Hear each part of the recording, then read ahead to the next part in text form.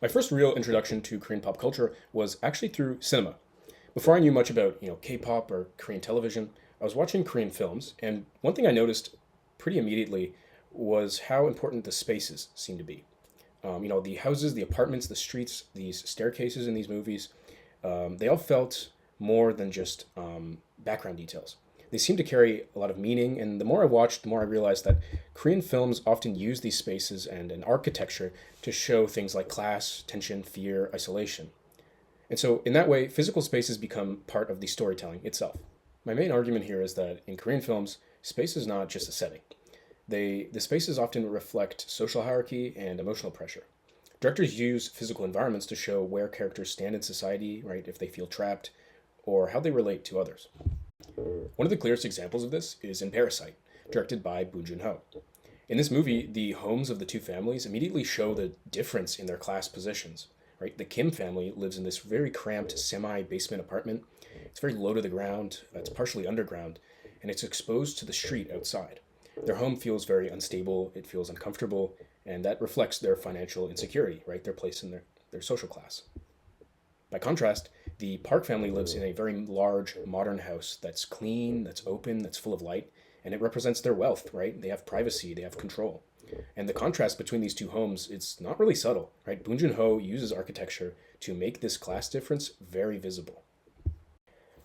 I think what makes this powerful is that Bong Joon-ho does not really have to explain all of this directly, right? The architecture does all the work for him. The audience, us, we feel the class divide through the physical environment. That is what makes the film, I think, really effective in that sense, right? It turns all the social inequality that he's trying to convey into something visual, right, and spatial. Another great example of this is Train to Busan, right? At first, the train doesn't really seem to have anything to do with architecture in the same way that a house does, but it's still a structured space, right? And it's moving in this environment with compartments, barriers, right, narrow passageways, the class-coded sections of this film.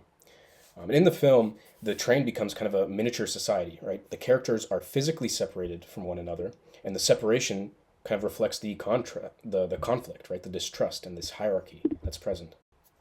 I think that the narrowness of the train creates kind of this tension, right? There's very little room to escape, so every single movement that they make matters. The doors are kind of like a symbol of exclusion. Who gets let in, right? Who gets shut out? It becomes kind of like a moral question. Some of the characters use space selfishly, right, trying to protect only themselves, while others risk their safety to move through dangerous areas to help others. So the train is not just the setting for the zombie outbreak in this movie, it's also a test for, their social values, right? It shows how people behave under pressure when their space is limited and the survival is, at stake. I think this is one reason Korean films often feel so emotionally intense, right? The space is rarely neutral. I think it traps people, it divides them, it reveals what kind of people they truly are, right? In Train to Busan, the physical structure of the train constantly forces ethical decisions that they make. So, in that sense, architecture is part of this drama in the film itself. It's pretty interesting. A third example of this is in Memories of Murder, also directed by Bong Joon-ho. This film uses open rural spaces very differently from what we've seen previously. So, unlike the closed and structured world of Parasite or Train to Busan, the film often takes place in fields, roads, ditches, or these poorly lit outdoor areas. So, instead of feeling free, these open spaces kind of feel unsettling, right, or uncertain. The countryside is not comforting. It feels kind of empty, it feels difficult to control, and full of things that the police cannot fully understand. And I think this matters a lot in Memories of Murder because it's also a film about institutional failure, right? The police are unable to master the space around them. They do not understand this environment, right? They cannot impose onto it or get some order. All the mud, the rain, the darkness, and the distance around them, it all contributes to this sense of confusion that Bong Joon-ho is trying to present. So the space of the film reflects the weakness of the people trying to control it, right? This institution, these detectives. So once again, the setting in this movie is not passive, right? It shapes the meaning of the story, and I think it's really effective. If we step back, we can see a larger pattern, right? In these Korean films, space is used to make these invisible pressures visible, right? The class inequality, the social exclusions, their fears, their power dynamics. These are kind of hard concepts to explain directly. But I've noticed in this Korean cinema, especially with Bong Joon-ho, the cinema can show it through architecture. So a basement can show how a family is marginalized, or a luxurious home can show how they're separated and upper class. A train can show how society is kind of divided into these groups or these carts. Or a rural field can show how there's this sense of uncertainty or institutional weakness.